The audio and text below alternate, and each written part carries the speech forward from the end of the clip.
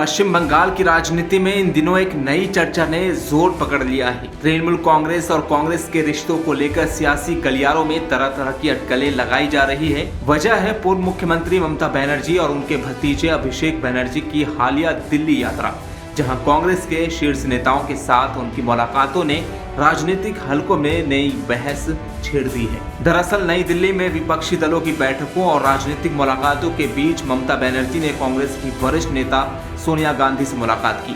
वहीं तृणमूल कांग्रेस के राष्ट्रीय महासचिव अभिषेक बनर्जी ने लोकसभा में नेता प्रतिपक्ष राहुल गांधी से अलग से बातचीत की। इन मुलाकातों के बाद ये चर्चा तेज हो गई है कि क्या तृणमूल कांग्रेस और कांग्रेस के बीच रिश्ते और मजबूत होने वाले हैं या फिर दोनों दलों के बीच किसी बड़े राजनीतिक समझौते की जमीन तैयार हो रही है। 2 दिन दिल्ली में बिताने के बाद ममता बनर्जी कोलकाता लौट गई है। एयरपोर्ट पर जब पत्रकारों ने उनसे तृणमूल कांग्रेस के कांग्रेस में विलय की संभावनाओं को लेकर सवाल पूछा तो उन्होंने इस पर कोई प्रतिक्रिया नहीं दी और बिना कुछ कहे वहां से रवाना हो गई। ममता की इस चुप्पी ने भी अटकलों को और हवा दे दी है। गौरतलब है कि ममता बनर्जी ने साल 1998 में कांग्रेस से अलग होकर तृणमूल कांग्रेस की स्थापना की थी। उस समय उन्होंने कांग्रेस नेतृत्व पर पश्चिम बंगाल में वाम मोर्चा सरकार के खिलाफ प्रभावी लड़ाई न लड़ने का आरोप लगाया था।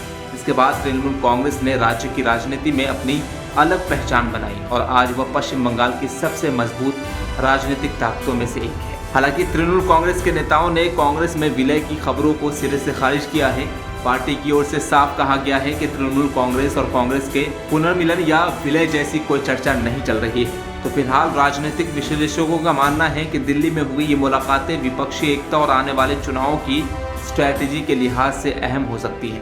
हालांकि तृणमूल कांग्रेस के कांग्रेस में विलय को लेकर अभी तक कोई आधिकारिक बयान या संकेत सामने नहीं आया है। ऐसे में ये कहना जल्दबाजी होगी कि दोनों दलों के बीच कोई बड़ा राजनीतिक फैसला होने जा रहा है। लेकिन इतना जरूर है कि दिल्ली में हुई इन मुलाकातों ने राजनीतिक गलियारों में नई चर्चाओं को जन्म दे दिया है और आने वाले दिनों में इस मुद्दे पर सभी की नजर बनी रहेगी। ब्यूरो रिपोर्ट, डायनामाइट न्यूज़, नई दिल्ली।